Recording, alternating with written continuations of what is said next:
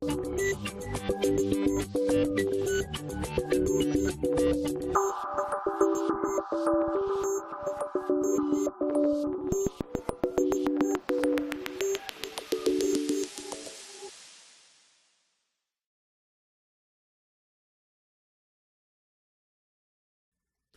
meus amigos, voltamos. Então vamos direto para a questão de número 3, falando sobre a competência do Tribunal Pleno. Tá? Com essa competência, como nós vimos, está previsto no artigo 8º. Então temos a eleger o presidente, o vice-presidente, o corregedor de justiça, os membros do Conselho da Magistratura e das comissões permanentes e o diretor da Escola de Magistratura, mas não conceder-lhes a posse. Falso. Porque nós sabemos, como observamos, que compete ao Tribunal Pleno tanto a eleição quanto a posse nesses casos. Esse é o artigo 8º, inciso 1º. Então, a letra A está falsa. B. Criar e extinguir cargos e fixar-lhes os vencimentos. Falso. Isso não é competência do Tribunal de Justiça, como já falamos anteriormente, mas é competência do Poder Legislativo. Por isso que, nesse caso, caberia ao Tribunal Pleno propor ao Poder Legislativo tanto o aumento de número de membros, quanto a criação e extinção de cargos, a criação e extinção de cargos públicos, isso, e a fixação dos vencimentos. Tá? Tudo isso deve ser feito por lei, matéria reservada à lei, portanto, há uma proposta ao Legislativo, e isso, portanto, não acontece através do próprio Tribunal de Justiça diretamente. C. Homologar concurso para ingresso na carreira da magistratura. É essa daqui a resposta certa com base no artigo 8º, inciso 6º. Homologar concurso para ingresso na carreira da magistratura é de competência do Tribunal Pleno. D. Indicar o juiz diretor do fórum para período de 2 anos, vedada a recondução. Isso é falso, porque, segundo o artigo 8º, inciso 7º, é permitida uma recondução.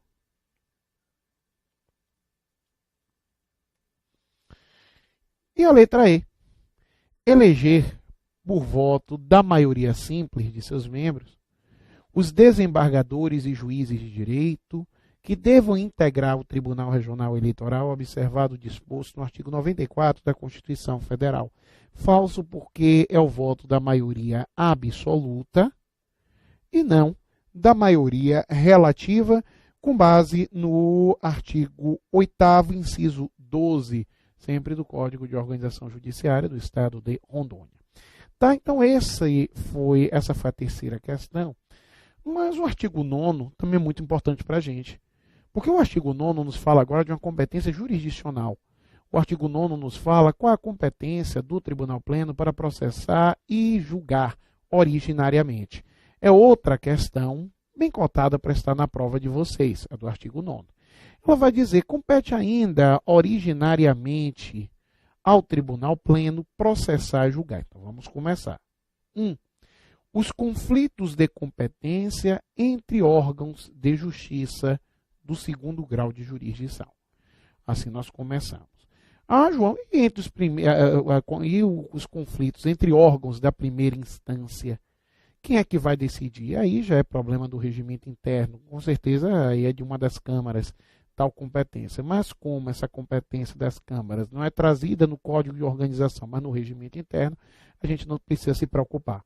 O que precisamos nos preocupar, na realidade, é verificar que quando há conflito de jurisdição entre órgãos do 2º grau de jurisdição, que são órgãos do próprio Tribunal de Justiça, a competência para a decisão desse conflito de jurisdição será do próprio Tribunal Pleno.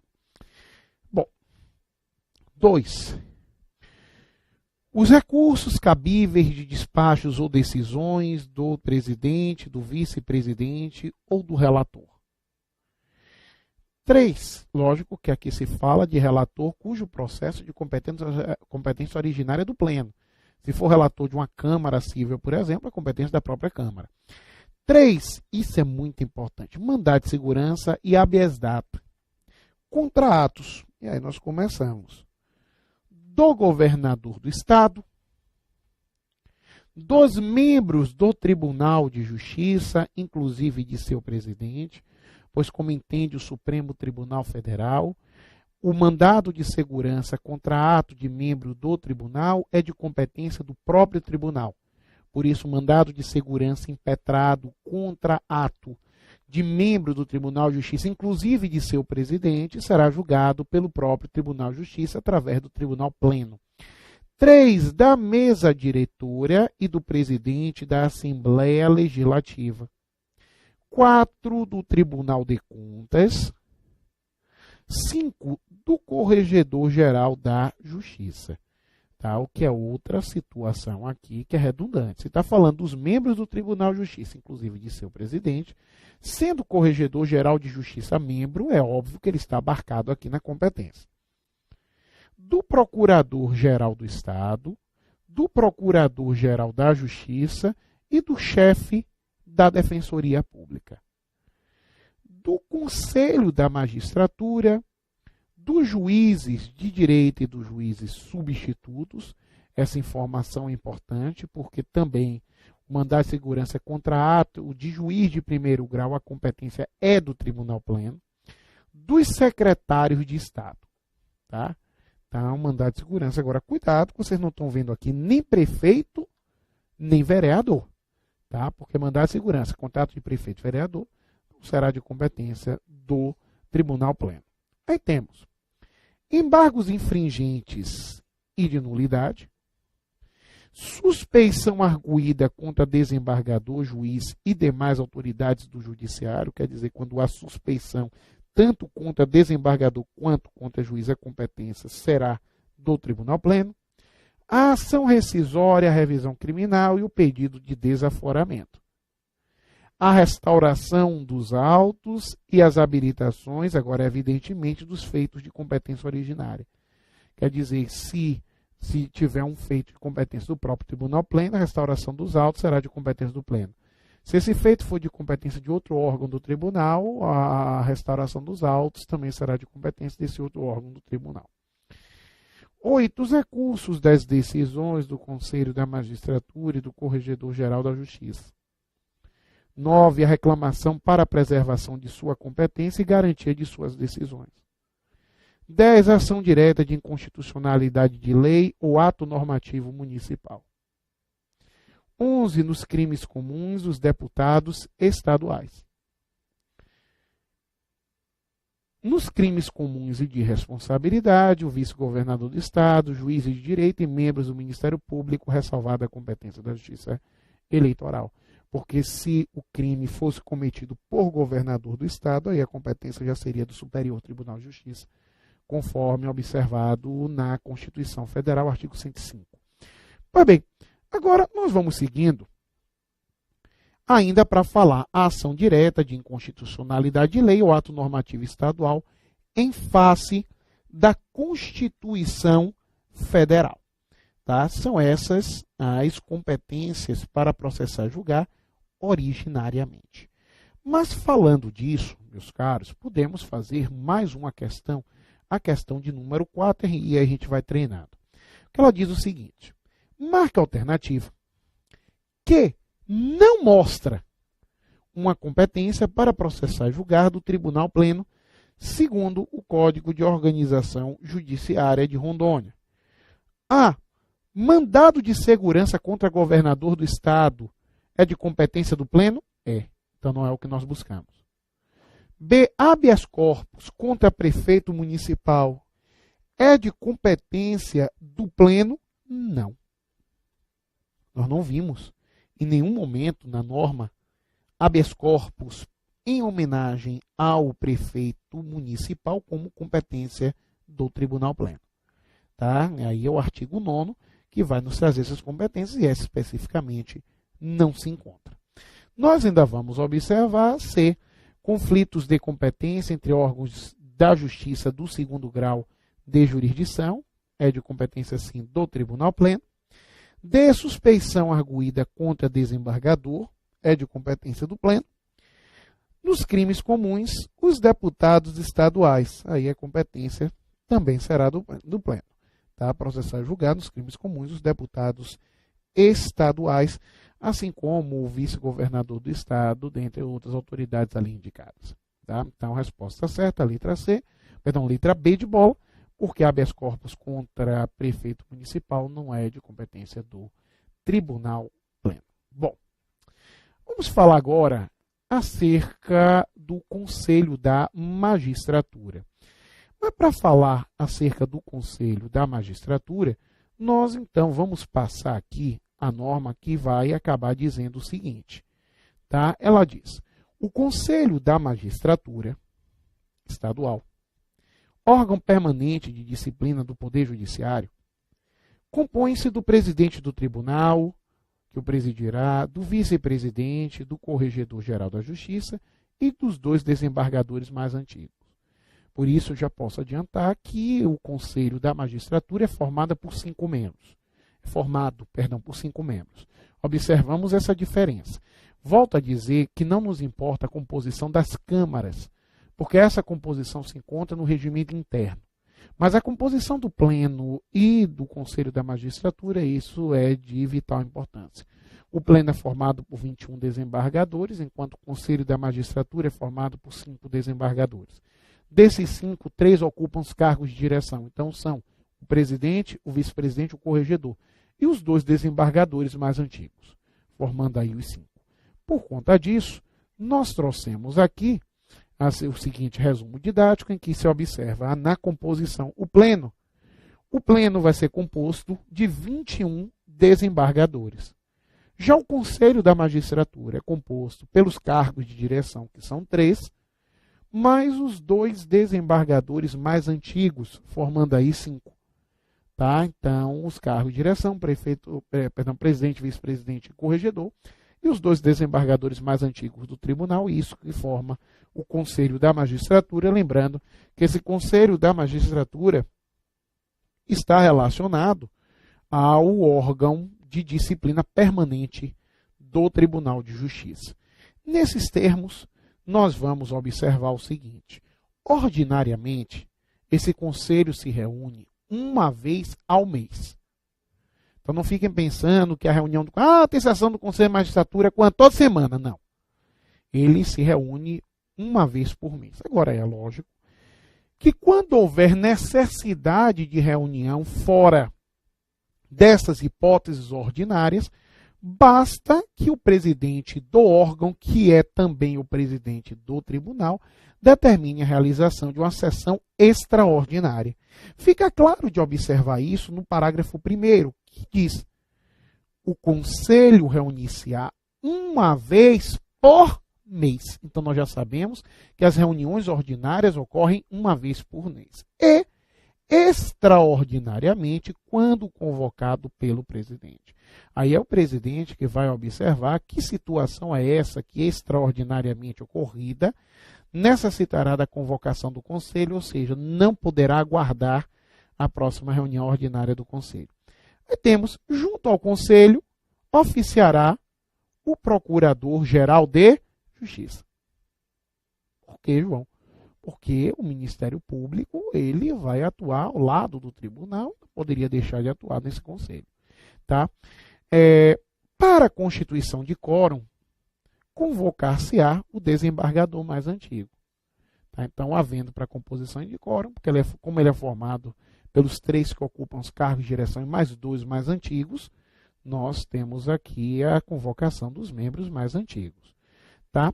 Agora, um detalhe. Nós sabemos que normalmente as sessões dos órgãos dos tribunais são sessões públicas. Ocorre que as reuniões do Conselho da Magistratura são reservadas.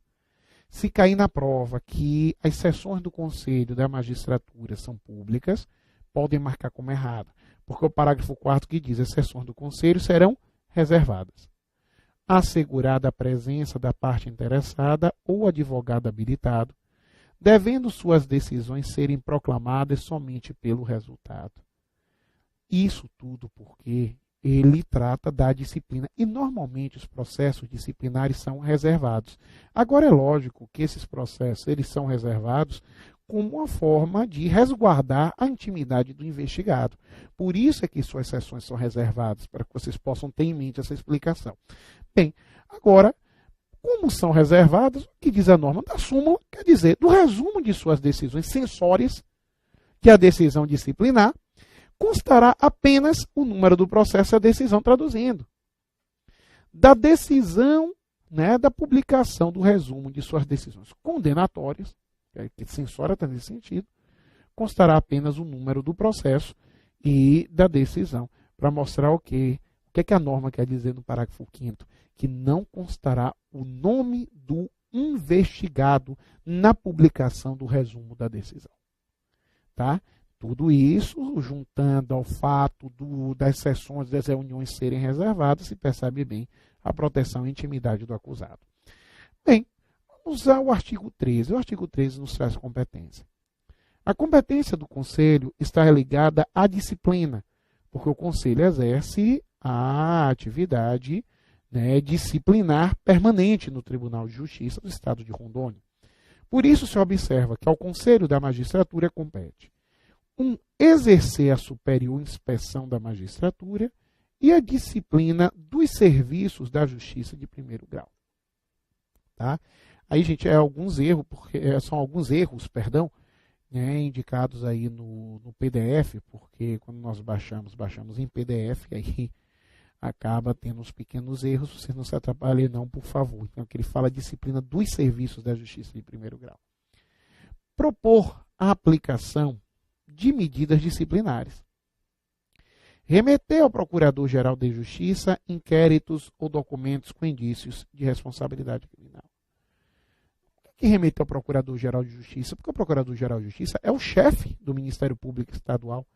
E por ser chefe do Ministério Público Estadual, é evidente que se houver algum indício sobre responsabilidade criminal, esses indícios devem ser informados ao Ministério Público para que tome as providências que entender pertinentes. 4. Apreciar, mais uma vez, reservadamente os casos de suspeição de natureza íntima declarada por juízes. É algo que eu sempre digo. Ora, não é porque o juiz pode afastar-se do processo alegando suspeição por foro íntimo que ele acaba podendo abusar disso daí. Principalmente naquelas hipóteses em que se percebe que o magistrado tem cada vez mais declarado suspeição por foro íntimo, o Conselho da Magistratura poderá investigar. 5. Determinar, quando for o caso, que não seja empossada a pessoa ilegalmente nomeada para o cargo ou função da Justiça. Eu diria que nessa situação nós teríamos, meus caros amigos, aquela hipótese do artigo 473, ou melhor, da súmula 473 do Supremo Tribunal Federal, falando do poder de autotutela. Sim, nesse caso, o Poder Judiciário estaria agindo no exercício de uma função administrativa, observando nos serviços judiciários aqueles que foram nomeados de forma ilegal. E observando nos serviços judiciários essa nomeação ilegal, declarar a sua nulidade. É o que ele vai dizer. Determinar, quando for o caso, que não seja empossada a pessoa ilegalmente nomeada para o cargo ou função da Justiça. 6. Propor ao Tribunal Pleno a recusa de juiz em processo de promoção por antiguidade e emitir informações nos processos de promoção por merecimento. É outro ponto. Tá? Agora, lembrando, tá, gente, que essa recusa de promoção por antiguidade é feita pelo Tribunal Pleno por voto de 2/3 de seus membros, segundo determina a Constituição Federal. 7. Determinar a anotação no cadastro dos juízes, que é o normalmente chamado de assentamento funcional, aí o registro da vida funcional do magistrado, das faltas injustificadas ao expediente forense, como também dos fatos que lhe desabonem a conduta e os elogios. Não poderia faltar os elogios. Nesse ponto, julgar os recursos interpostos contra as decisões dos juízes da infância e da juventude. Também é de competência do Conselho da Magistratura. Tá? Então, tudo isso aqui que nós vamos observar. Agora, gente, percebam o seguinte. Quando há algum tipo de irregularidade grave em determinada vara, em determinada comarca, é possível que seja decretado um estado de exceção naquela vara, naquela comarca, até que a situação se normalize. Esse estado de exceção no estado de Rondônia é de competência do Conselho da Magistratura, porque de lei estadual em lei estadual você vai tendo uma modificação em razão dessa competência. Aqui não tem dúvida. Temos: poderá o Conselho da Magistratura, quando isso se fizer necessário, declarar em regime de exceção com marca ou vara, por prazo razoável. Esse prazo razoável deve ser aquele prazo que o Conselho entende ser necessário para que a situação retome a normalidade. Ali vem: e designar juízes para com o titular exercerem jurisdição. Tá? Fiquei sabendo de uma história de um magistrado, mas isso aqui foi no estado da Bahia, só para a gente equiparar, onde ele, com 2 anos de magistratura, proferiu 2 sentenças. Imagine o nível de acumulação nessa hipótese. Né? Muito atraso, muito processo acumulado, e se decreta um juízo de exceção. Aqui, então, nesse juízo de exceção, se busca normalmente fechar o cartório, e fechando esse cartório, com a nomeação de outros juízes para auxiliar um juiz titular, tentar retomar a normalidade, quer dizer, dar uma baixa naqueles processos. Parágrafo 1º. Ao invés de decretar o juízo de exceção, poderá o Conselho da Magistratura redistribuir os feitos e serviços em atraso ou acumulados dentre os juízes. Isso seria interessante porque, pelo menos durante esse período, o cartório continuaria funcionando normalmente, quando no juízo de exceção isso não acontece. Tá? Agora, vejam só, salvo disposição contrária, a distribuição das representações e demais expedientes ao Conselho, independentemente de sessão, será feita entre seus membros, inclusive o presidente. Por isso, algo que se costuma ver em outras regras de tribunais diferentes, o presidente não participa da distribuição, não acontece aqui. Quando o presidente participa do Conselho da Magistratura, ele vai sim participar da distribuição, também porque é um órgão composto só por 5 membros. É lógico que o presidente teria que participar dessa distribuição. Tá? O que ele vai dizer na ordem cronológica e escala crescente. Ok? Então, são as regras aqui observadas, terminando apenas com uma que diz o seguinte: das decisões do Conselho da Magistratura caberá recurso esse com efeito suspensivo ao Tribunal Pleno. Tá aí mais uma competência do Tribunal Pleno.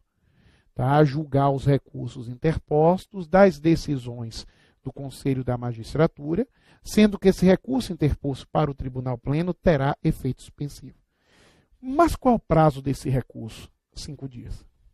Por isso temos: das decisões do Conselho caberá recurso esse com efeito suspensivo para o Tribunal Pleno no prazo de 5 dias. Isso é o que determina o artigo 15 da norma. Tá? Então, isso que a norma nos diz acerca do Conselho da Magistratura. Nos dispositivos seguintes, ela vai falar da presidência. Mas antes da gente passar da presidência, ou para a presidência, vamos aqui observar a questão de número 5. Vai dizer o seguinte: assinale a alternativa correta acerca do Conselho da Magistratura de acordo com o Código de Organização Judiciária. Aí temos a: trata-se de órgão permanente de disciplina do Poder Judiciário. É a resposta certa, com base no artigo 12 da lei. Nós vimos que o órgão permanente de disciplina é o Conselho da Magistratura. B. Compõe-se apenas do presidente do tribunal e dos 4 desembargadores mais antigos. Falso. Só lembrando o seguinte: o Conselho da Magistratura, deixa eu colocar aqui, o Conselho da Magistratura é composto pelos cargos de direção. Então, presidente, vice-presidente, corregedor e 2 desembargadores mais antigos. É isso daqui. Presidente, vice-presidente, corregedor e 2 desembargadores mais antigos. Isso que vai acabar formando o Conselho da Magistratura. Ok? Bom, agora voltando à questão, a letra B está falsa, vocês já viram, também com base no artigo 12. Chegamos à letra C. Reúne-se esse Conselho da Magistratura uma vez por semana. Não é na realidade, é uma vez por mês. Artigo 12, parágrafo 1º. Então, tome muito cuidado com isso. Tá? Nesse caso, vai ser uma vez por mês a sua reunião. D, para a constituição de quórum, convoca-se desembargador eleito. Não pode convocar desembargador eleito, porque nenhum dos membros do Conselho da Magistratura foi eleito. Ah, peraí, João, dos cargos de direção, sim, mas os dos cargos de direção foram eleitos para os cargos de direção.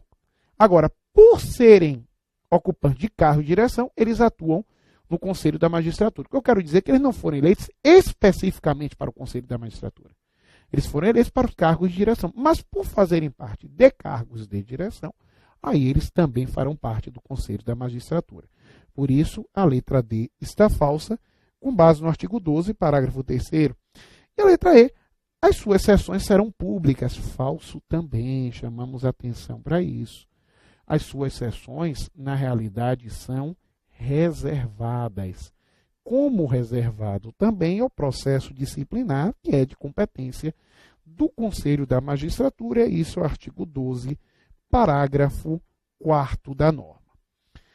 Bom, nós também vamos observar o seguinte, questão de número 6, que vai dizer: assinale a alternativa incorreta. Tá? Então, sempre cuidado com esse tipo de questão. Ele está pedindo a incorreta acerca da competência do Conselho da Magistratura, de acordo com o Código de Organização Judiciária do Estado de Rondônia. A.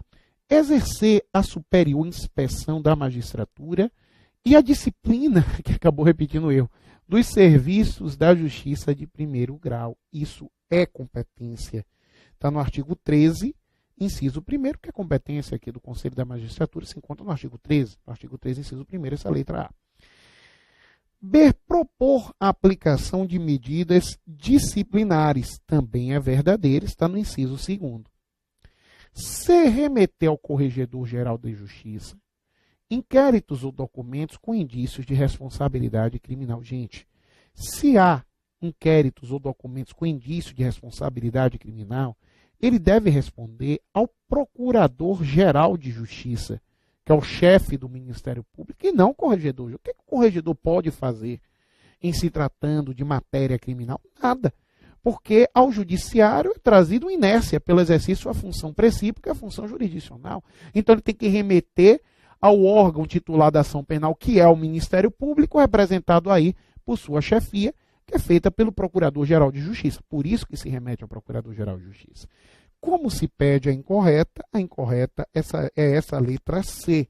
Ela está incorreta porque contraria o inciso 3º do artigo 13 do Código de Organização Judiciária. Nós ainda vamos perceber de determinar, quando for o caso, que não seja empossada a pessoa ilegalmente nomeada para o cargo ou função da Justiça, verdadeiro, isso com base no inciso 5º do artigo 13. E a letra E, determinar a anotação no cadastro dos juízes das faltas injustificadas ao expediente forense, como também dos fatos que lhes desabonem a conduta e os elogios, também está correto, com base no inciso 7º aqui do artigo 13 da lei. Então, é isso daqui que se tem em relação à competência do Conselho da Magistratura. Bem, podemos entrar na presidência. Nós sabemos que o presidente do Tribunal de Justiça é membro do tribunal eleito pelo Tribunal Pleno para o exercício de um mandato de 2 anos, sendo vedada a reeleição. O artigo 16, então, nos repete isso, dizendo: a presidência do Tribunal de Justiça será exercida por um de seus membros, eleito por 2 anos na forma prevista neste Código e no regimento interno. Ora, lembrando que é proibida a reeleição para quem é presidente do tribunal, aliás, para quem tem cargo de direção do tribunal, é proibida a reeleição. Aí nós vamos observar no artigo 17, que felizmente não é gigante, nós até já dissemos que como não se cobra o regimento interno, nós temos até uma parte decoreba grande a menos. Apesar de se ter uma parte decoreba péssima aqui, que a quantidade de vara por comarca, isso daí é horrível e de vez em quando é cobrado, de qualquer maneira. Mas nós vamos observar no próximo bloco, já que nosso tempo está se esgotando, a competência do presidente do tribunal. Vamos dar uma pequena pausa, nos vemos em breve.